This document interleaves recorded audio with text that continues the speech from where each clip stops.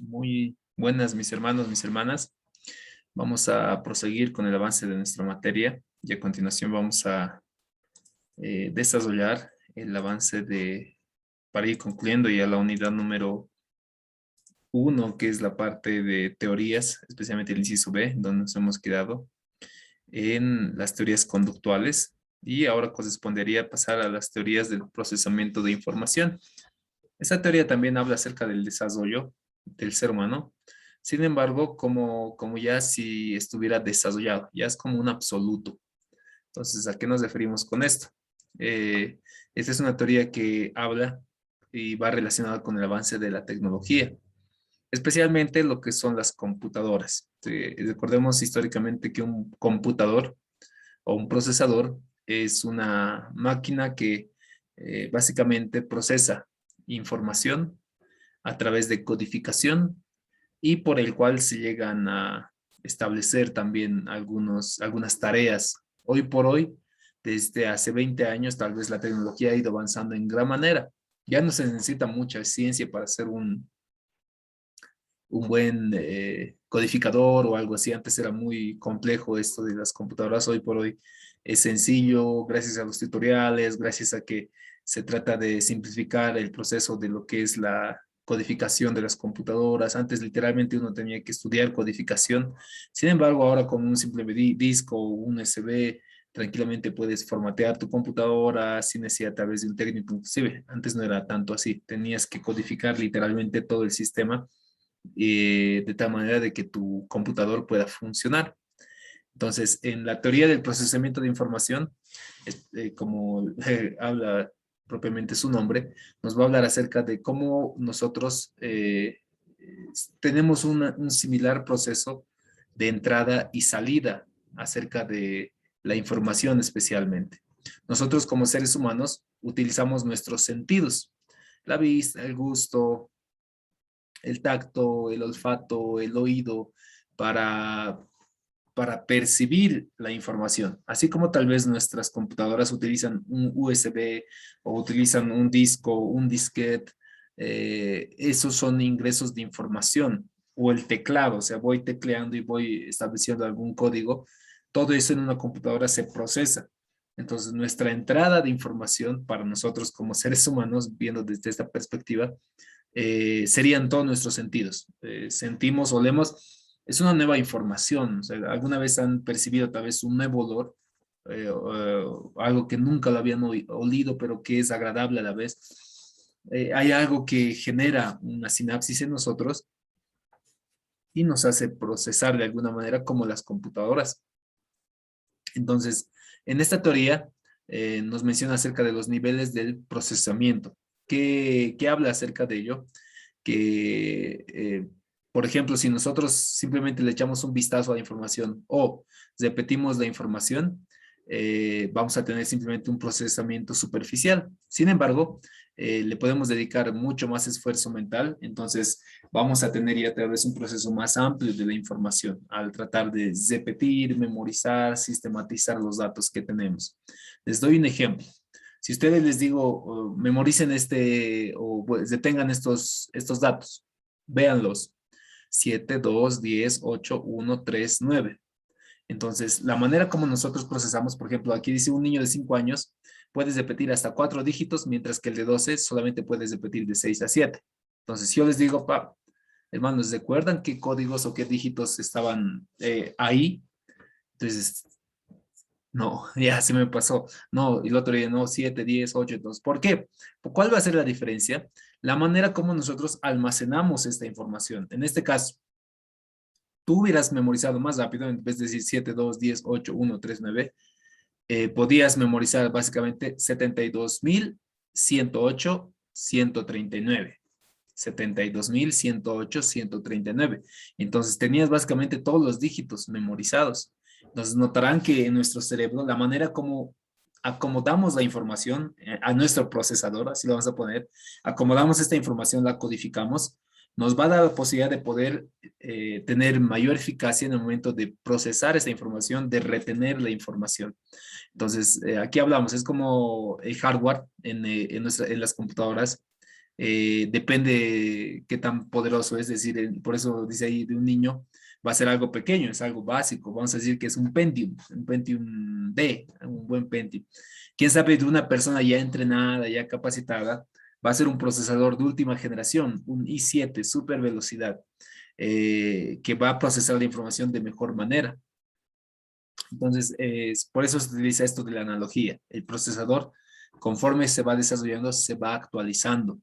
Entonces, otra hipótesis que presenta esta teoría es que los niños que van aprendiendo, sus procesos son más eficaces y son más aptos para almacenar la información. Inicialmente, el niño solamente llega a repetir por aprendizaje, por observación.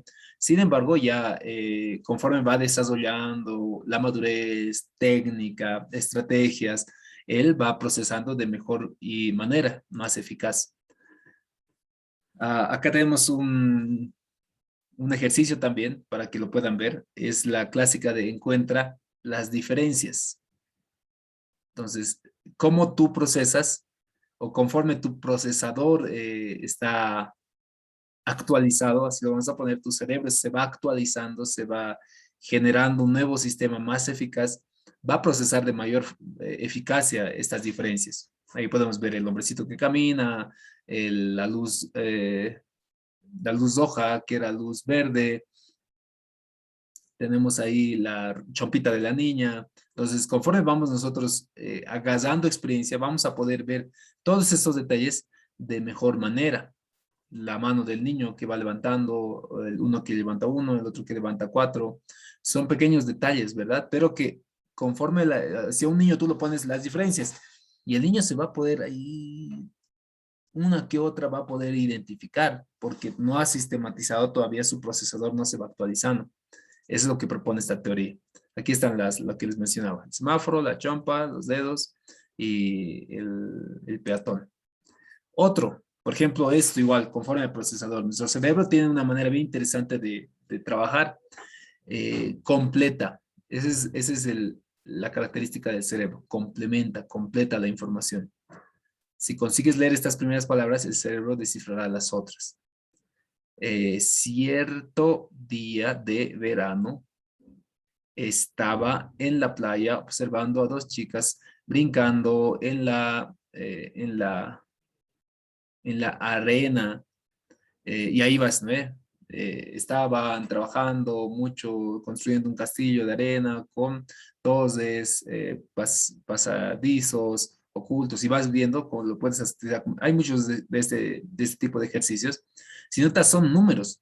Si tú le pones esto a un niño, el niño no lo va a leer de esa manera, ¿sí o no? Si lo ponemos a un niño de 4 años que está en inicio de lectura hasta los 8, lo va a leer B35, Q35, pero tú puedes sistematizar y ya con la información y el sistema procesual que ya tienes, lo lees y dices después.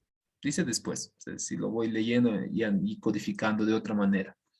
Entonces, esta teoría del procesamiento de información nos presenta también estrategias para poder ser más eficaces en el momento de codificar la información en nuestra memoria. Y estas son algunas propuestas, es de pasos, repetir la información una y otra vez, que no es tan eficaz.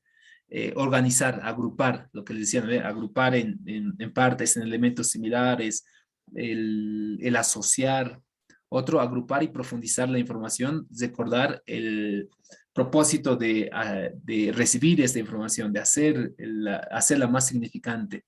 ¿De qué me va a servir a mí aprender psicología del desarrollo humano? Si tú no le das una significancia para tu ministerio, no te va a servir, básicamente la vas a olvidar rápidamente. Así que es lo que propone la teoría del procesamiento de información. Es una teoría muy interesante. Espero puedan manifestar sus preguntas si tienen alguna duda o algún comentario. Y ahora vamos a pasar a la teoría del aprendizaje social de Albert Bandura. Una teoría igual muy interesante que habla acerca de cómo el ser humano aprende, pero desde la sociedad. Les doy un ejemplo. Supongamos, hermanos, que ustedes van a una cena muy importante con delegados diplomáticos de otros países y se encuentran con esta mesa delante de ustedes. Como ustedes notarán, esta mesa tiene diversos cubiertos, diversas copas, platos diferentes acomodados de diferente manera. Ustedes preguntarán, ¿cómo voy a comer aquí? O sea, tú te vas a poner ahí y ahora, ¿con qué como? O sea, te sirven ahí un cangrejo. Dices, ¿y ahora con qué se sirve esto? Y de pronto viene el mesero y dice, señor, le sirvo vino. Y tú dices, ¿en qué copa voy a servir el vino? ¿O prefiere agua? Voy a alzar la misma copa. Recuerden que está en un contexto de diplomáticos. Entonces, lo que normalmente hacemos, Bandura dice, es observar, levantar la cabeza disimuladamente y ver al que ya está haciendo y vas asimilando y tratas de pedir lo mismo, ¿no? Y pide allá, no sé, un plato muy especial con un nombre muy, muy diferente y tú por quedar bien dices, lo que pido el señor, por favor. Notas que él toma la copa redondeada para el vino, la amplia, y dices, por favor, vino, y levantas tu copa y le haces servir. Entonces ve que él toma un tenedor especial para abrir el cangrejo, supongamos, y dices, el cangrejo, y empiezas a imitar. Eso se llama aprendizaje por observación o aprendizaje vicario. Entonces, eso es algo muy importante que podemos pasar. Esto es en el aprendizaje social. O sea, solo se produce por medio de la experiencia directa y personal, sino que también los seres humanos construyen su información por medio de la sociedad, por medio de las personas. Entonces, incluso en esta teoría, Bandura menciona de que nuestra personalidad también es una interacción entre el ambiente, nuestro comportamiento y nuestros procesos psicológicos. Cambia nuestra personalidad conforme al ambiente que estamos. En un lugar donde tú te sientes más relajado, más tranquilo, puedes liberarte de mejor manera, puedes expresarte con mayor tranquilidad. Por ejemplo, hay a veces alguna vez me preguntaron, pastor, yo tengo pánico escénico, me pongo nervioso cuando llego a exponer, cuando llego a hablar, si quiero predicar y luego transpiro y se me olvida y tartamudeo y me quedo callado. Y lo primero que siempre pregunto para evidenciar de que no es un problema eh, integral, sino es un problema contextual, le pregunto, ¿y cuando tú estás con tus papás, con tus hermanas, también te ocurre lo mismo? Ah, no, no, ahí yo estoy tranquilo, no me pasa eso. O sea, solo cuando estoy tal vez en el seminario, o cuando estoy tal vez en mis clases, en la universidad, es instantes donde me bloqueo. Entonces, notan que su ambiente modifica de alguna manera su comportamiento en la persona y hace que tenga tal vez una diferencia con lo que naturalmente es. Y eso también se puede trabajar desde esta teoría. Entonces, para la autorregulación, primero se hace una autoobservación, comparar lo que vemos con un estándar que tengamos. O sea, yo sé comer, el ejemplo de la comida, les digo, ¿no? Sé comer, ya sé manejar mi cuchara, mi cuchillo y tenedor, pero nunca había visto 3 tenedores, ni había visto 4 copas en mi mesa. Entonces, tú te autoobservas y dices, comparas lo que ya sabías, el estándar que tú tenías. Luego haces una autorrespuesta, dices, si la comparación gana nuestra conducta, entonces nos damos respuestas desde compensar nosotros mismos, es decir, veo que no es muy complicado, estoy yendo bien. Si la comparación es negativa, nos autocastigamos y, ya no sé, y te pones nervioso, eso ocurre, lo que ocurre en el ambiente. Esto se llama el aprendizaje vicario. Hay un modelo y hay un aprendiz.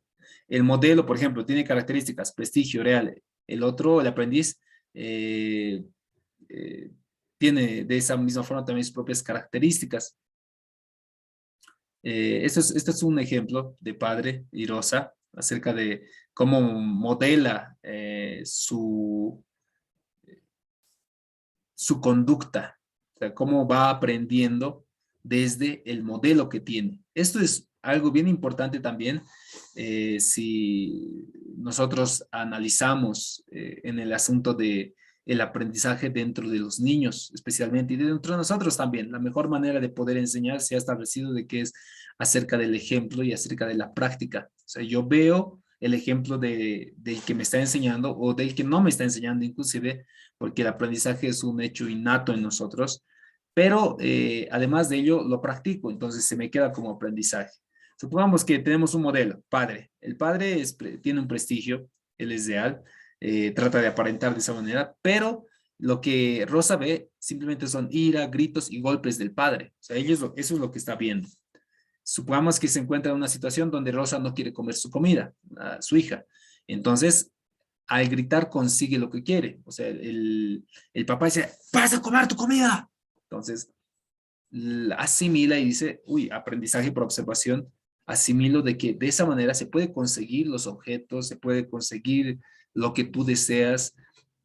Una conducta, ira del padre, le grita y le golpea. Entonces, ella igual asimila. Si grito a otros, harán lo que quiero, o sea, porque mi papá me golpeó y asimiló de esa manera, de manera inconsciente. Entonces, notamos de que todo lo que se modela en el aprendizaje vicario se refleja también en el niño, en la educación. Por eso es bien importante en terapia, inclusive, o en el ministerio entre los niños, o el ministerio entre la iglesia, de qué manera es la conducta de los pequeños, porque no es que ellos nacen de esa forma. ¿Se acuerdan lo que decía Watson? Son como una tabla rasa que se va añadiendo conceptos, ideas, pensamientos, costumbres, conductas. Y si tenemos a un niño extremadamente agresivo, entonces es posible que esté sufriendo agresión también dentro. O al contrario, si tenemos un niño bien tímido, aislado, igual se asocia a lo que es agresión. Entonces es bueno ser bien observadores. Eso es el aprendizaje vicario. Vamos yendo bien. Hasta ahí terminamos con el aprendizaje vicario. Para terminar esta primera unidad, vamos a pasar al último inciso, que es el inciso C, que es factores que intervienen en el desarrollo humano. ¿Qué hace que algunos crezcan más? ¿Qué hace que algunos cambien de estatura, de peso, de inteligencia inclusive? Hay 4 factores especialmente: la naturaleza, la crianza, la herencia y el ambiente. Como dice ahí la frase, somos producto de nuestra naturaleza. ¿Eso a qué se refiere? Nuestra genética. Naturalmente, si tenemos padres latinos de baja estatura, es natural también de que tengamos una baja estatura y que tengamos rasgos latinos. Si tenemos padres europeos de alta estatura, rubios, ojos celestes, es natural de que posiblemente también tengamos eso, a no ser que en una genealogía anterior tenga tal vez un latino o tenga tal vez un africano en su genealogía, lo cual que tal vez se va a manifestar más adelante. Además de ello, también el desarrollo es producto de nuestra crianza, cómo hemos sido criados, nuestras experiencias, se refiere a eso, o sea, las prácticas que vamos estableciendo, disciplinas. Por ejemplo, un niño que va ejercitando constantemente algún deporte, por ejemplo, básquet, es natural también que vaya desarrollando su físico. Si un niño tal vez va desde muy temprana edad ejercitando tal vez ejercicios cognitivos, juega ajedrez, le incitan hacia la lectura, le motivan, entonces es natural también que va a ir desarrollando la parte cognitiva. Entonces la crianza que tienen los padres es muy importante también en los primeros años de la vida. Esas experiencias van a formar nuestro desarrollo. Además de ello, la herencia nos predispone y limita frente a ciertos comportamientos. Muy asociado a lo que es la naturaleza, es la parte genética propia que nosotros tenemos y también el ambiente. Ya hemos visto en estas teorías que hemos avanzado de que el ambiente determina en gran manera, es muy influyente en nuestro diario vivir. El ambiente también se refiere hacia la cultura, hacia la alimentación que se tiene dentro de cierta cultura. Hay importantes estudios acerca de en qué manera influye la alimentación de la madre en los primeros años e inclusive los meses en donde llegan a estar en gestación y llegan a dar a luz. Influye en la parte cognitiva e influye en la parte de desarrollo de los niños. ¿De qué manera se hizo estos estudios? En el sentido de que en algunas culturas las madres que, por ejemplo, tenían en invierno a sus hijos, normalmente se alimentaban de ciertos frutos y frutas, alimentos que estaban conforme a la época. Entonces, eso era algo que influye en su desarrollo. Sin embargo, aquellas madres que nacían en primavera, igual había una variedad de semillas, frutos que ya no estaban en la época invernal, pero ahora están en la época de la primavera. Entonces, hay una diferencia, se notó una diferencia en el desarrollo de los niños conforme a cada época. Seguimos avanzando. Métodos de estudio para establecer la genética del comportamiento. Se ha visto también, se ha hecho algunos estudios como cría selectiva de animales, estudios sobre gemelos, estudios sobre la adopción, estudios sobre la consanguinidad, para notar qué diferencias hay genéticamente. O sea, ¿qué es lo que se hacía? Digamos, esto por ejemplo es muy notorio en los animales, toros, canes, que se les hace una cría selectiva. O sea, voy a seleccionar al mejor toro semental o voy a seleccionar a los mejores perros para tener cruce entre ellos y perfeccionar esa raza. Eso es la cría selectiva. Estudios sobre gemelos. Se ha hecho estudios de separación de gemelos muy importantes en los cuales se separaba un gemelo del otro, se lo criaba y se lo mandaba a diferentes lugares y se notaban posteriormente al tiempo las diferencias. Estudios sobre adopción también, aquellos niños que eran adoptados, sus diferencias con aquellos niños que tenían el afecto de parte de los padres que lo habían tenido. Estudios sobre la consanguinidad, igual de qué manera familiares con la misma sangre, así lo vamos a poner, tienen un rasgo sanguíneo similar, tienen ciertas similitudes y también las diferencias, pero conforme al tiempo. También se han hecho estudios acerca de cómo determinar la influencia ambiental. Se ha hecho estudios sobre el desarrollo prenatal, cómo afecta en el sentido de la gestación que un niño tenga una estimulación prenatal. Eh, Ustedes tal vez se han enterado, pero hay muchos ejercicios. Está como tarea también para ustedes en este foro que es investigar acerca de eh, de técnicas, estrategias de desarrollo prenatal, que ustedes pueden apoyar a sus familias de esa forma, con algunas estrategias como el efecto Mozart, que les ponen estimulación de sonidos hacia el vientre de la madre, además de ello de la pasividad de la madre, estimulaciones sugestivas para la madre y para el niño. Esos detalles son algunos ejemplos de desarrollo prenatal. Se ha visto que hay diferencia también en algún niño que ha sido estimulado y otro que no. Un niño que ha sufrido agresión desde el vientre en la madre y un niño que no. Tiene diferencias bien notorias en el comportamiento desde su infancia. La manipulación del ambiente también, cómo afecta el vivir tal vez en África o en Arabia o en Afganistán, a vivir en una comunidad en donde tal vez ya uno tiene derechos, libertades. Comparación de historias también, es una forma también como se ha establecido algunos estudios. Algunas características de componentes hereditarios fuertes, que es lo que normalmente se llega a heredar. Muy fuerte la parte de física, estatura, peso, tensión arterial, dentadura, tono de voz, postura, edad de la primera menstruación y muerte. Son detalles físicos hereditarios. Entonces es nomás interesante poder ser interesados, vamos a poner así, de notar de qué rasgos físicos vamos a heredar a nuestra descendencia. En el aspecto intelectual también es hereditario. Se ha hecho estudios acerca de la fluidez verbal, la memoria, la evolución del lenguaje, la destreza mental, el desarrollo intelectual. Es igual un aspecto hereditario. Todavía se siguen haciendo estudios para ver quién es el padre o la madre, quienes más rasgos heredan. Ahí todavía no es algo establecido. Algunos aduden de que los padres heredan la parte intelectual y las madres la parte de personalidad, pero son todavía teorías. Acerca de la personalidad también es hereditaria de alguna forma, conforme también a la educación, la timidez, la extroversión, la actividad, la ansiedad, la depresión, son algunos detalles que son hereditarios también. Si un niño ha ido sufriendo desde el vientre de la madre y la madre ha estado en épocas depresivas, abandono de hogar y está batallando, posiblemente tenga también sus mismos rasgos en su vida. Esto también es algo que tal vez lo pueden ver, notar, que son acerca de los rasgos genéticos, cómo se llegan a transmitir y cómo llegan a formarse el varón y la mujer. Recuerden que tal vez para repasar un poquito lo que avanzamos en colegio, en biología, el ser humano tiene 23 cromosomas, cada ser humano.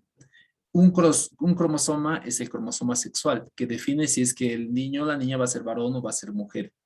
Había un video bien interesante que he visto acerca de un debate con una señorita que defendía la homosexualidad de la comunidad LGTB Y decía, el que defendía la posición heterosexual, decía, bueno, todos hemos sido creados hombres y mujeres.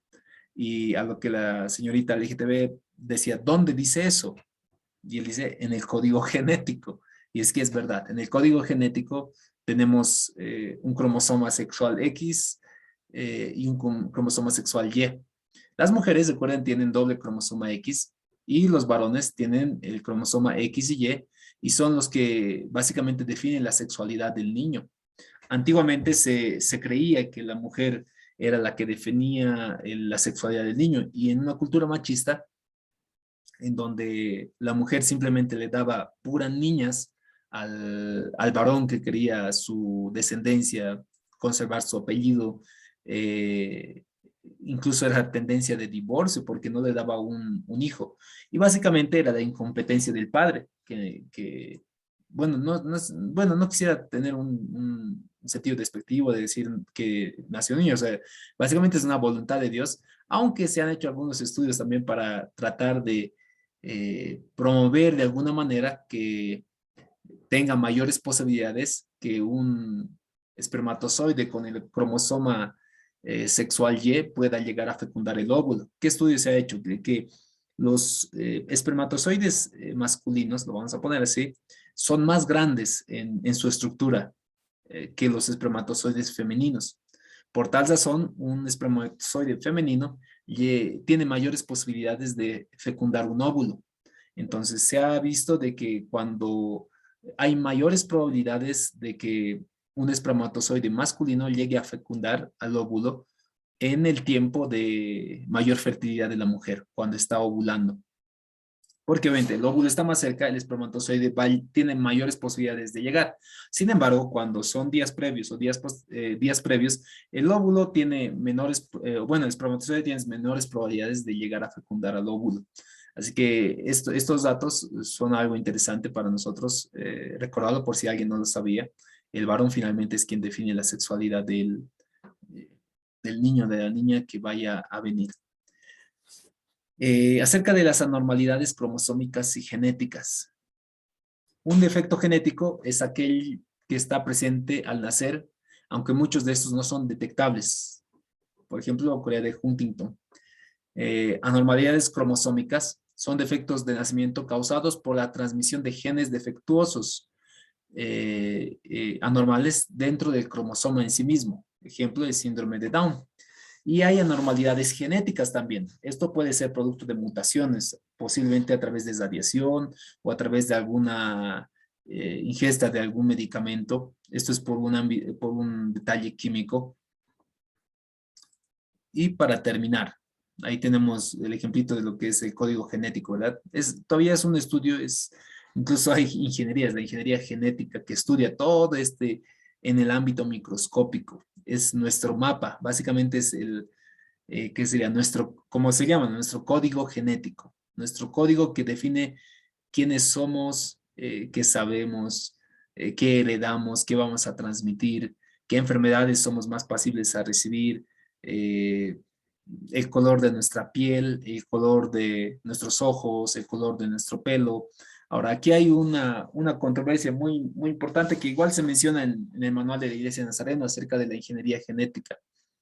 Se dice de que va a haber un punto en la humanidad en donde en cuanto se llegue a decodificar todo el ADN, el código genético, se va a tratar de eliminar las enfermedades. Eso es lo que principalmente se trata de buscar, de que ya no exista el cáncer, se pueda tratar de suprimir o en el código genético.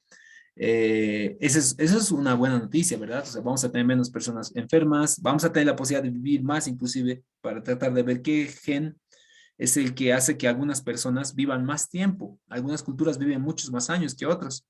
¿Qué gen es ese? ¿Qué gen es el que sea que seamos más altos y más robustos? ¿Qué gen es el que hace que tengamos ojos azules? Entonces, lo controversial en esto es de determinar cuál es el humano ideal, cuál es el humano perfecto, cuál es el código genético perfecto. El alto, rubio, ojos azules, fornido, o el bajo, moreno, cabello Castaño. Eh, ¿Cuál es el ser humano perfecto? Ven que es una controversia muy importante, pero que todavía el ser humano está desarrollando, está en investigaciones todavía. Sin embargo, hay grandes avances en cuestión de genética. Ya hay clonaciones, es algo que se puede ir rescatando. Hasta ahí, mis hermanos, el día de hoy vamos a ver esta primera parte. La segunda parte va a ser acerca de la, el desarrollo humano, pero desde las diferentes etapas de la vida. Ya lo hemos visto en diferentes teorías, así que simplemente lo vamos a ir sintetizando en cada una de las etapas. Recuerden participar en los foros, motivar la participación de sus compañeros, hablar, contestarse unos a otros, eso va a ser bien importante. Que el Señor les bendiga. Buenas tardes, buenos días, como estén viendo, buenas noches. Hasta la siguiente grabación.